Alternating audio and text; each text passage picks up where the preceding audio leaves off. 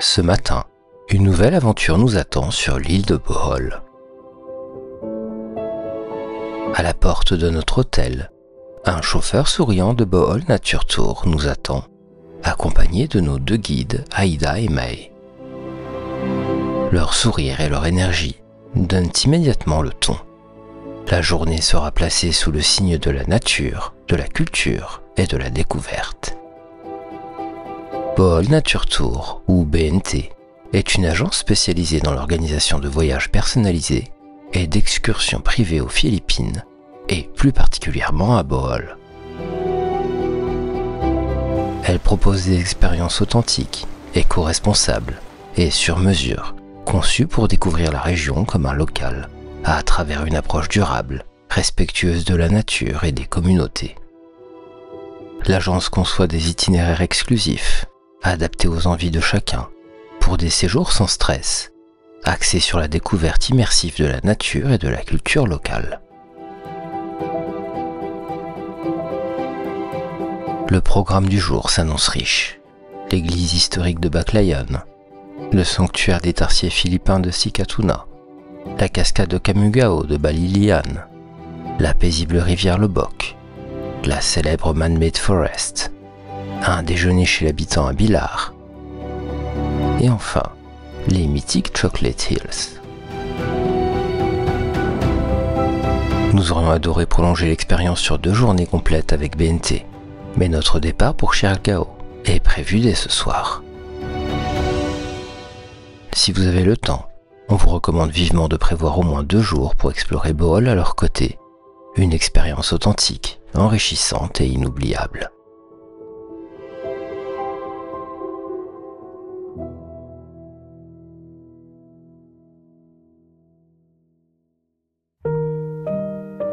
Nous commençons la journée par la visite de l'église de Baclayon, l'un des plus anciens édifices religieux de l'archipel.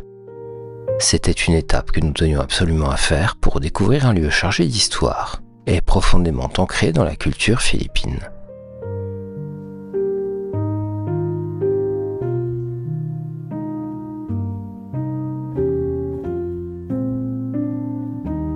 Officiellement, appelée église paroissiale de l'Immaculée Conception de la Vierge Marie, elle se trouve dans la petite ville côtière de Baclayon, à quelques kilomètres de Tagbilaran.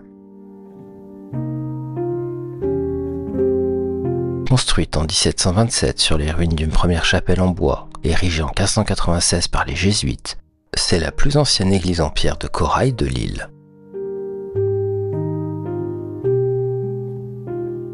Son architecture est typique de la période coloniale espagnole. Des murs massifs, un clocher imposant et un intérieur orné de retables dorés, de fresques au plafond et d'un orgue ancien, considéré comme l'un des plus vieux d'Asie. L'église a traversé les siècles, résisté aux tempêtes et aux guerres, avant d'être gravement endommagée lors du séisme de 2013. Entièrement restaurée entre 2014 et 2018, elle est aujourd'hui classée Trésor culturel national et monument historique national, symbole de la foi et de la résilience des habitants de Bohol. À l'intérieur, la lumière filtre doucement à travers les vitraux, révélant les détails du bois sculpté et les traces du temps sur les pierres coralliennes. Un petit musée attenant expose des manuscrits anciens, des vêtements liturgiques et des objets religieux datant de plusieurs siècles. Ce lieu n'est pas seulement un monument, c'est un témoignage vivant de l'histoire des Philippines, où se mêle héritage espagnol, ferveur locale et beauté intemporelle.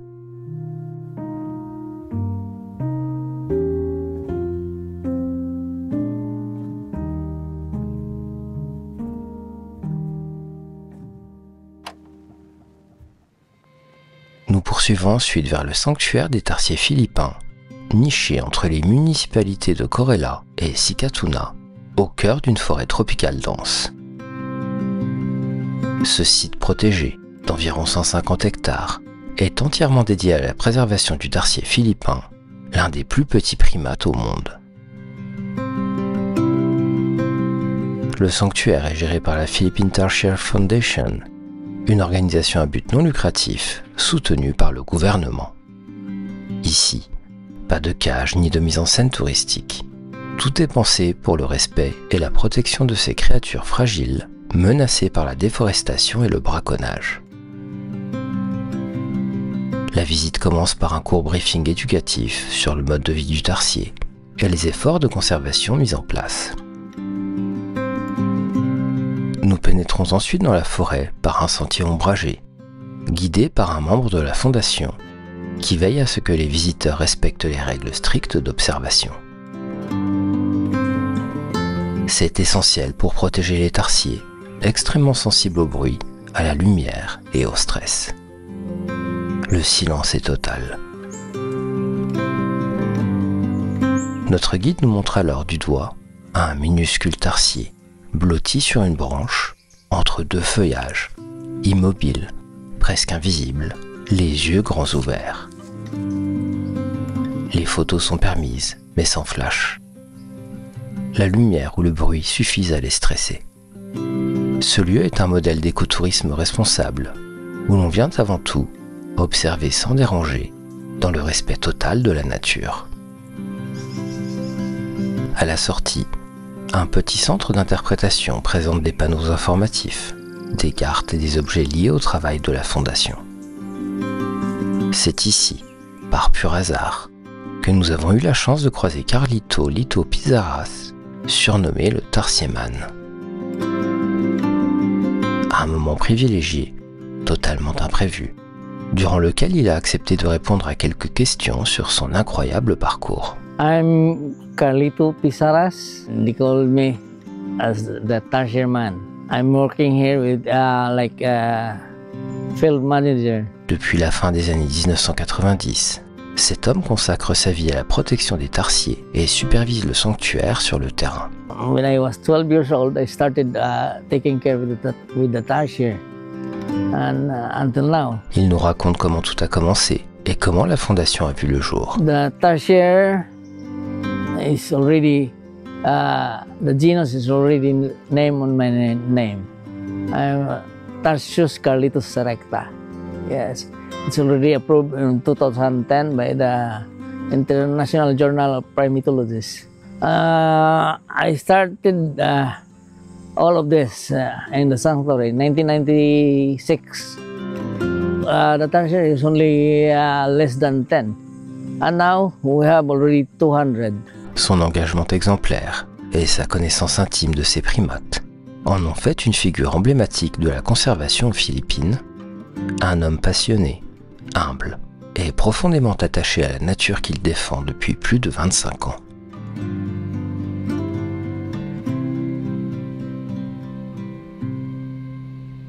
Notre prochaine étape se trouve à Bililian pour découvrir les chutes de Camugao de Bohol. Souvent confondues avec leur célèbre voisine de Cebu, ces cascades offrent ici une atmosphère bien différente, plus sauvage, plus paisible et plus authentique. Après une trentaine de minutes de route depuis Tagbilaran, un petit sentier serpente à travers la végétation tropicale jusqu'à la chute principale. Nous sommes accompagnés d'une guide locale, dans le cadre de l'engagement de Bohol Nature Tour à impliquer les communautés locales dans leurs excursions. Bienveillante et passionnée, elle nous conduit en toute sécurité le long du sentier qui descend vers les cascades.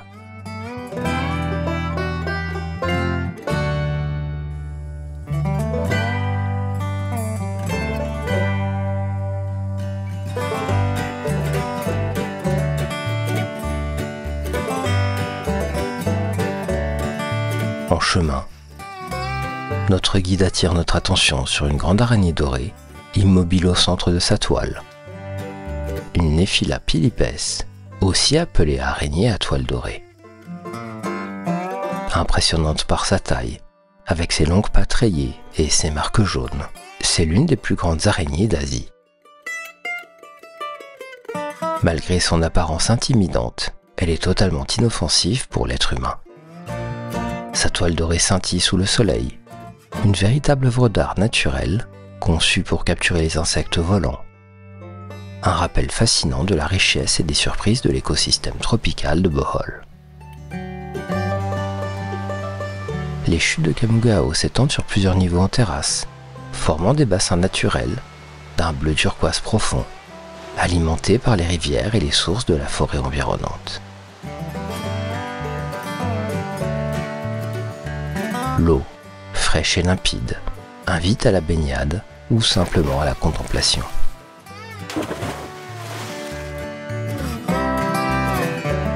Ici, pas de foule ni d'aménagements excessifs, seulement le bruit de l'eau, la végétation luxuriante et cette impression d'être pleinement immergé dans la nature.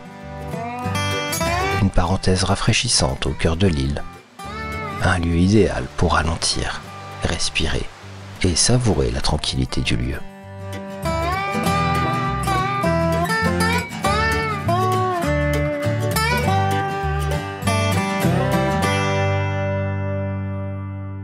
Nous reprenons la route vers Loboc, l'un des villages les plus paisibles de l'île. La route serpente entre les collines avant d'arriver au Loboc River Resort, un hébergement charmant au bord de la rivière. Nous le traversons à pied pour rejoindre le petit quai en bois où notre embarcation privée nous attend.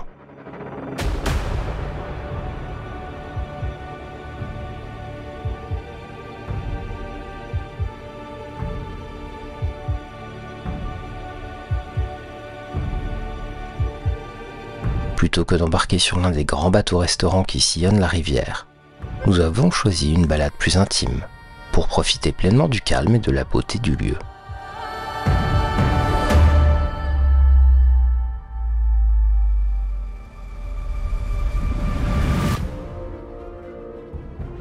La rivière Loboc est l'une des artères naturelles les plus emblématiques de Bohol. Née dans la région montagneuse de Carmen, elle serpente sur plus de 30 km avant de rejoindre la mer.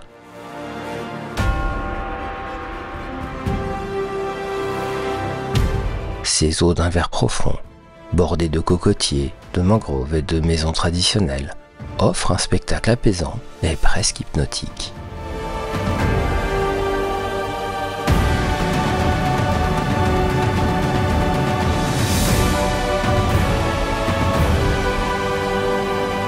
À mesure que nous avançons, le bruit du moteur se fond dans le chant des oiseaux et le murmure de l'eau.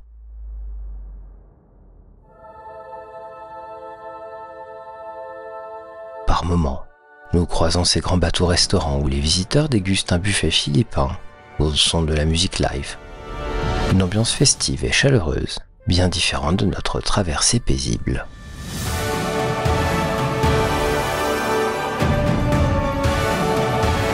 Even you don't know the owner of the house, you are free. And yeah, yes. Oh, This is okay. the fiesta. This is the one like Filipino. Just say happy fiesta. Yeah. Yeah, then, okay, they will give you plates. Yeah, yeah. Even they don't know you. Yeah. Okay. Please. Yeah. Yes, really welcome. And there's some like disco party as well. Oh, okay. And of course, karaoke. Yeah, He's yeah. present. Every house has. So before Okay. we're like, oh, they're saying karaoke. Of course, we also have to sing.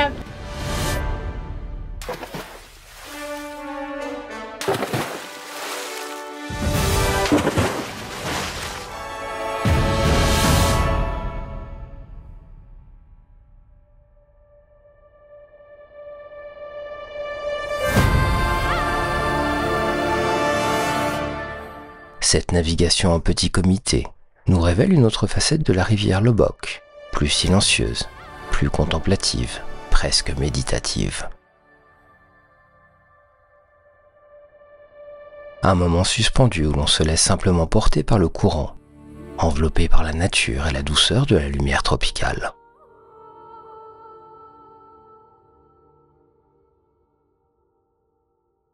Sur la route entre Loboc et Bilar, la végétation se fait soudain plus dense. En quelques instants, la lumière change, la température baisse, et nous pénétrons dans un véritable tunnel végétal, la Man-Made Forest. Cette forêt de mahogany, longue d'environ 2 km, a été entièrement planté par l'homme dans les années 1950 dans le cadre d'un vaste programme de reforestation destiné à enrayer l'érosion des sols. Ce projet communautaire est aujourd'hui devenu l'un des symboles écologiques les plus forts de Bohol. Les troncs s'élèvent droit vers le ciel, formant une voûte végétale presque parfaite. La route, bordée d'ombres mouvantes, traverse ce couloir vert où règne un silence apaisant, seulement troublé par le vent dans les feuilles.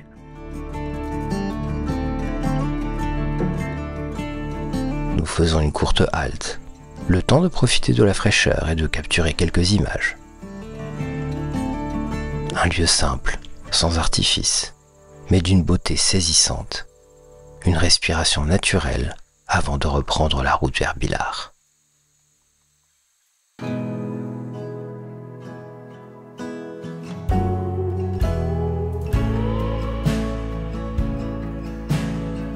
Nous quittons les circuits classiques pour partager un déjeuner chez l'habitant, au cœur de la campagne boholaise.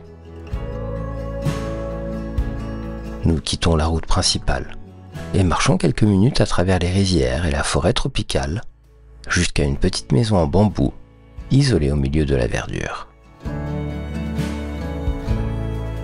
L'air y est plus frais, chargé du parfum des feuilles humides et du chant des oiseaux.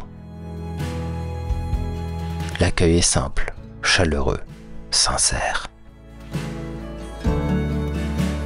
La table est dressée à l'extérieur, sous un abri de feuilles de palme. Avant de passer à table, Aida nous présente avec le sourire ce que nous allons manger. He first is the tortang talong. So this is an eggplant with an egg also with some spices. Yeah, tomatoes, green onions, and onions, spring onions and onion. And then first they grilled it actually, and then they fried it later on. And then this is chicken adobo. So for adobo, you can have a chicken, you can have a pork, but this one is chicken adobo. Here in Bohol, we usually add ginger in it. And this is pancit, rice noodles with some vegetables. And this is lumpia. Yeah, it's a spring roll inside. It does look like a pumpkin, but it's squash for us. So we usually dip it with vinegar. With garlic. And garlic, yeah. And this one is the jackfruits. So when it's not ripe, we eat the jackfruit as a vegetable. But when it's ripe like that, The fruits. we eat as a fruit. Yeah, jackfruit. Yeah. Yes. Yeah. Yeah. And that's all. And of course, rice. Rice is life. Rice is power for most of us.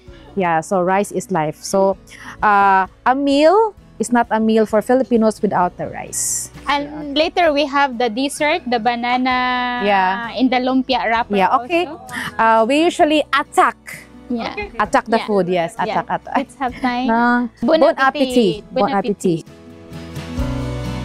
Tout a été préparé le matin même par la famille qui nous accueille, avec des produits du potager et du marché du village voisin. Et puis, à un moment que nous ne sommes pas près d'oublier, en tournant la tête, on aperçoit le grand-père de plus de 80 ans s'élancer à main nue le long du tronc d'un cocotier. Il grimpe avec une agilité déconcertante. Et nous avons droit à une noix de coco littéralement sortie de l'arbre.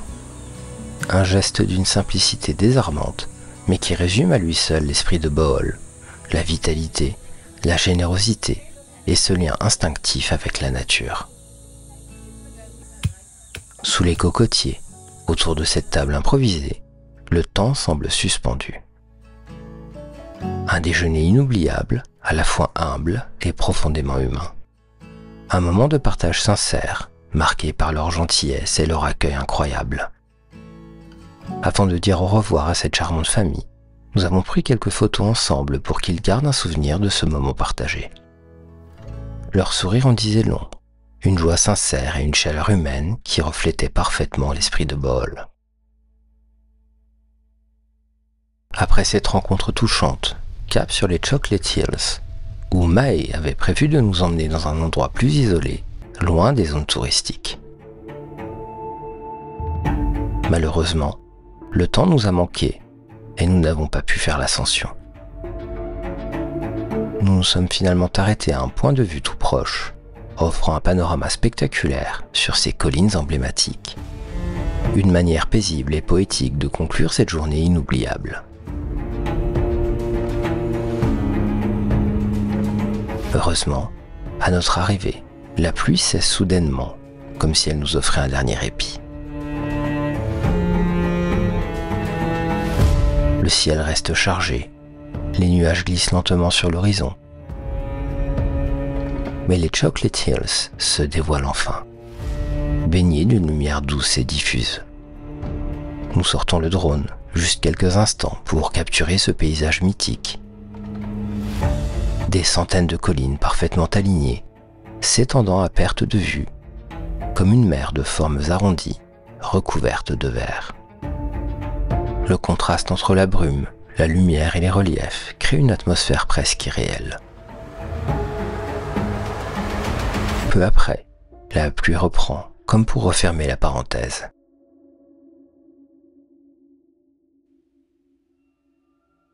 Nous reprenons la route vers Tagbilaran, le cœur encore plein d'images et de gratitude, avant de rejoindre le ferry pour Cebu, d'où nous prendrons l'avion le lendemain pour nous rendre vers Siargao. Cette journée restera comme l'une des plus belles expériences de notre séjour aux Philippines.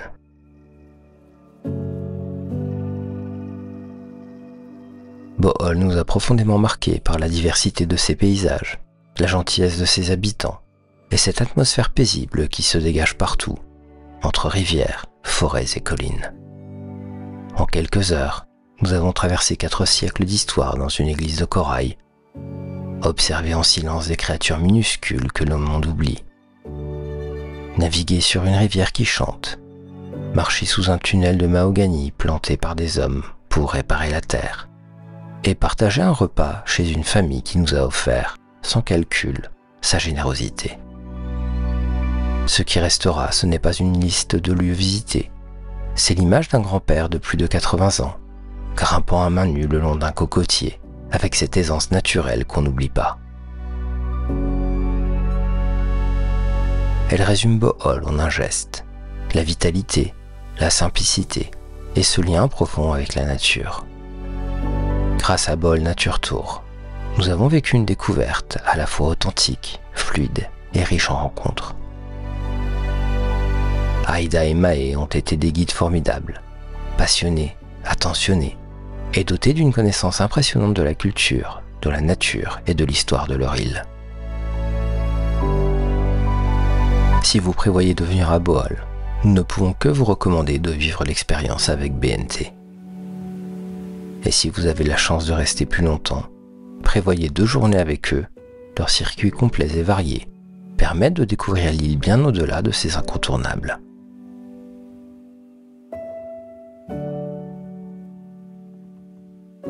Demain, nous quittons Bohol pour une nouvelle étape de notre voyage, l'île de Siargao, entre lagons turquoise, routes bordées de palmiers et atmosphère insulaire unique. Mais ce soir encore, c'est Bohol que nous emporterons avec nous. À bientôt pour de nouvelles découvertes.